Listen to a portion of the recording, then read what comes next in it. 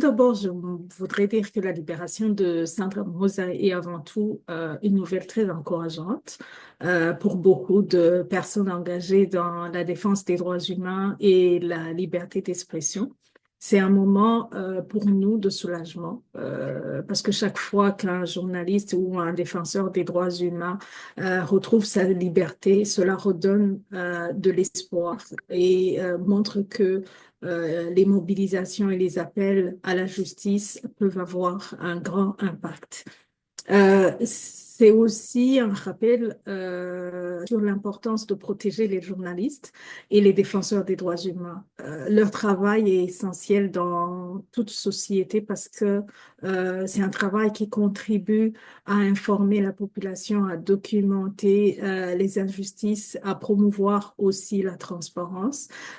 Et dans plusieurs contextes, ces personnes prennent des risques considérables simplement pour exercer leur profession ou défendre des principes fondamentaux. Il est donc important que la communauté nationale et internationale reste attentive et solidaire à leur protection. Enfin, je pourrais aussi dire que cette libération ne doit pas nous faire oublier que les défis restent nombreux pour les journalistes et pour les défenseurs des droits humains. La liberté d'expression et la protection de l'espace civique demeurent au Burundi des enjeux importants. Il est donc essentiel de continuer à travailler pour que les journalistes et les défenseurs des droits humains, d'une façon générale, puissent exercer leur métier librement et en sécurité sans crainte des représailles.